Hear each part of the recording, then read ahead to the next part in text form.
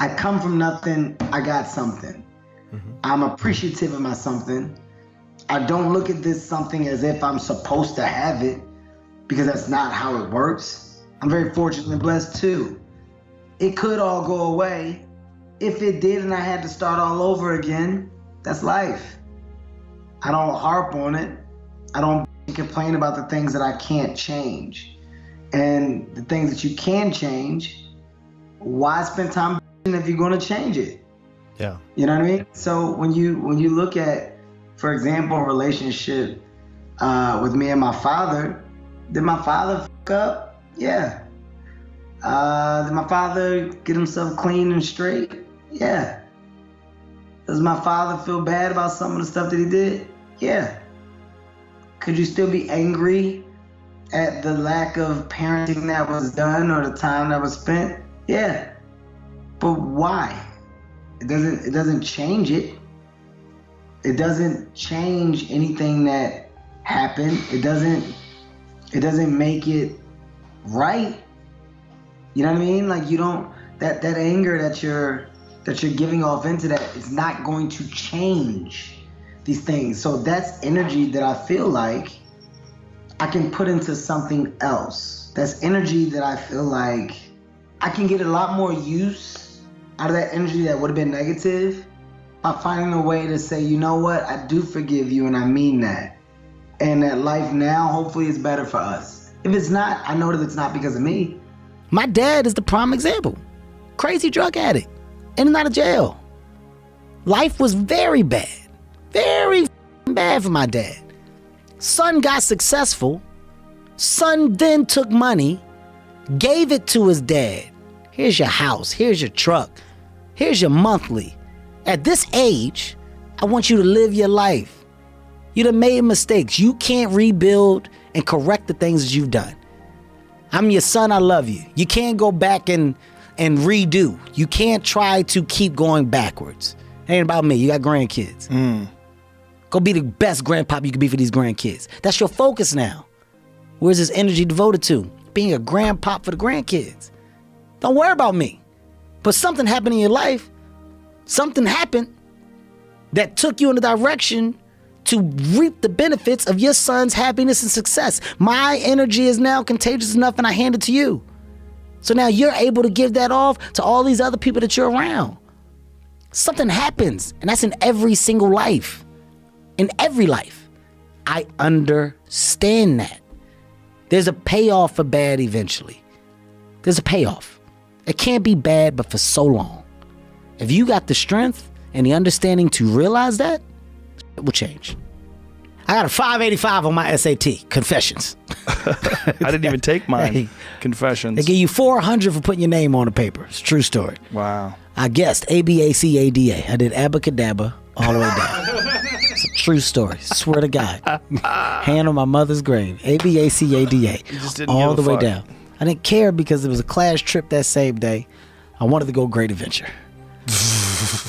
I was told that not taking my SAT seriously would prohibit me from furthering myself in life. That's what I was told. At the moment, I said, damn, maybe I should have applied myself. Maybe I should have did different. When I saw all my friends get their test scores back and they were ecstatic, 800s, 900s, 960s, everybody's going to college. I felt like the biggest idiot in the world. The biggest idiot in the world, because the same people that I went and rushed to go to Great Adventure with, they had taken the SAT the week before. They already got their work done. They did everything they were supposed to do, so that moment of fun was real fun for them. I was the only dumbass that didn't prioritize and take care of my shit. So I'm the only one going to community college. Everybody else off to Villanova, Temple University, Drexel University. God damn. I just got left behind. Why didn't y'all tell me that y'all did it the week before? How come y'all ain't tell me that we was serious about the college? Y'all ain't tell me y'all was trying to go to Temple or Drexel? Oh, wait. It's because my life isn't their life. They're focused on themselves. Wow, they're doing what they're supposed to do. Hey, jackass. Go sit by yourself and figure it out, because this is where you should be. Lesson learned. Any opportunity given should be taken serious from this point on. I've always been comfortable, man. Really? Because generally, you know, people who are not 6 feet tall, not people, men, have a complex about it. Instead, you turned it into... I'm beyond confident. I'm confident in who I am. I'm confident in the person that I am. I think I'm sexy. I tell my lady all the time, babe, I'm sexy. I love me. I just don't believe in change. I don't believe in doing things to manufacture my body to appeal to what I think people might like. This is it. This is what I was given. This is my playing cards. If we was playing poker, I gotta make this hand work. Yeah. This is it for me. And this is what I'm gonna ride out. So how do you not embrace it? You get one life. One. You get one life. We're all writing a book. What's your book look like? What does your book look like? Like your life is a book. You got a bunch of chapters in your book, but when they close that book, how good was the book? How good was your book? What was the ending to your book? If the ending to my book can be so amazing because of all that was done, not the money, all that was accomplished, the first to do, the man that did this, he caused the merger between this. Because of his commitment and growth to this, the communities were then given this, made education this, changed the way the schooling was blah, blah, blah, gave books, gave computers, all of the things that can be associated with you and your existence become a part of the chapters in your book. So my drive is about my book. I was a New York Times #1 bestseller. People would be done. They did it. I'm writing another book. What happens if you are a 2-time New York Times #1 bestseller? If you get to 2, what happens if you get to 3? Hey man, how do books become successful? Who publishes them? I want to start a publishing company, Heartbeat Publishing. Why not? That's the thing. All I'm doing is sparking the awareness in others to go, why not? One thing that I've taken from my mom that's just, it's branded in me, you know, it's, you get one life. And out that one life, you're only going to get out of it what you put into it. Information is free. That's what she always used to say. There's so much free information. She stayed in school.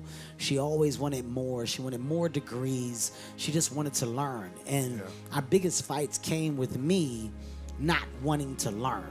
You know, naturally as a kid, I wasn't that great of a student. I didn't care for school. I didn't want school. But as I got older, I started to find my way. I became an individual that realized the power of the thing that was preached to me so much, which was knowledge and information. So the thing that I've taken from my mom is that feeling of never being content, never being okay with where you are, because after every level is another level. And I always wanted to see what was past the thing that I got. I got here, but what's back there? For me, you know what? I believe hard work pays off. You know, when you say it's been my year and it's my time, you know, Hollywood has a way of making everything seem like an overnight success. Oh my God, where did this guy come from? Oh, this kid, who is he? Look, he's a massive star. I had 18 years in the business, you know. I just started young. I put in my time, you know. I got dues that have been paid and paid again and paid one more time after that. I stayed true to my dreams, and by doing that, eventually they came true. My purpose is bigger than just making people laugh or selling movie tickets. Now it's a feel-good that's associated with me. Now when I'm in the street and people come up to me and they say, hey, Kev, I had a heart attack, man. And I swear to God, I didn't want to get out the bed. But something about what you do and what you say made me get out the bed. I've been trying to get in shape. Hey, Kev, my kid, I lost one of my kids, man. I was so down. But, dude, I see the way that you attack every single day, and you make me feel like there's something else for me in life, and I'm starting to feel better. When you start to realize that you have a different purpose, that you're reaching people differently, that people give you a different level of energy because of what you put out, they're giving it back to you. You now go, oh, shit, I'm making an impact. There's a bigger thing that I can actually do here. There's a bigger reach. There's more that I'm adding to my story. And for me to have 3 kids, if my kids can walk away from it all and go, yo, our dad did so much for so many people, that's bigger than saying our dad was so famous and so funny. That's awesome. That's bro. the difference really for me. awesome. That's what I'll say. And that's where I'm envious of you and what you're doing. It's because the success is one thing, but the success has now molded and shaped itself into a machine that's for people. You're helping people.